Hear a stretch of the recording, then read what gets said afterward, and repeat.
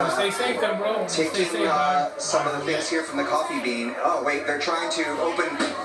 They took the register. They took the register, and they're smashing. I think part of the cash register on the ground here to try to open the cash register, and I could hear the coins jingling inside. But yes, so if you know this Coffee Bean on the corner of 3rd and Martel or Hauser, this has been damaged. So this curfew clearly not in effect where Bob DeCastro is. So supposedly there's supposed to be a curfew right now, clearly not being enforced as we see more violence in the streets there. If we can, I'd love to bring Susan Hirasuna into the conversation. I'm not sure if she can hear us right now because I know she's been following this idea that this is just one of many massive protests that are happening around the country. We're hearing about problems in Dallas, Chicago, Brooklyn. Susan, I know you've been following some of what's happening around the country, and it's similar to what we're seeing here.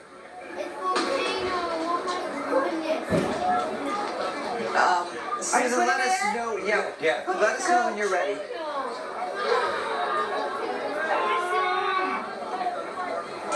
All right, so as we're looking here, this is a restaurant, Lala's, down there in the Fairfax district. Okay, back live to the Coffee Bean shop.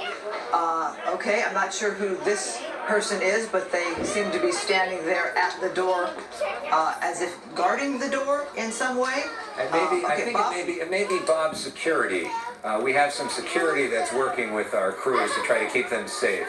Yeah, we see a tree on fire right there by Lala's. Hopefully firefighters can get there quickly to try to protect that establishment as well. You think about some of these restaurants and places that have been hurt so badly by coronavirus and have not been able to open for 2 months. Tonight was supposed to be their first night to be able to open. And instead, we have a curfew and looting, and now a fire out front. Your heart goes out to these people. It really does. I mean, Lala's is an Argentine grill. It's a restaurant that probably would be open right now, as dine-in service was allowed, or perhaps curbside service. I've been there before, so we're thinking of. As we watch this, these are places that many of us have gone to. If you've been to the Fairfax district to go shopping on Melrose perhaps, or to the Grove, you saw that tree there on fire, hoping the restaurant is safe, that everybody there is safe. I gotta think that anybody who was going there to the restaurant left a long time ago. All right, Bill Malugin has been in Beverly Hills. Bill, what do you have for us? Yeah, Christine, good evening. I can successfully report to you that LA County Sheriff's deputies and Beverly Hills Police have been able to clear out the entire crowd of protesters here at Rodeo Drive. They used a lot of tear gas, and unfortunately, Sam and I, my photographer, we caught some of it to the face. Just to describe it to you, it's almost, imagine taking a spoonful of cinnamon and just inhaling all of it.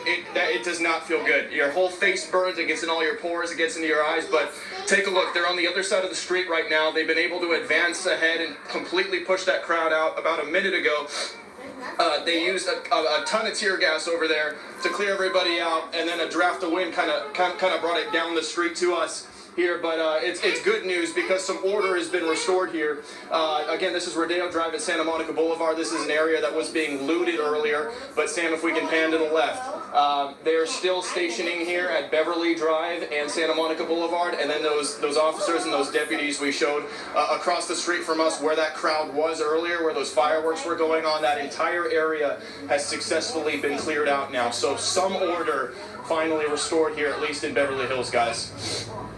Bill, I feel for you. I've been in that situation where I've had tear gas on me as well. It is a painful thing, which is why it can be a pretty effective police tactic.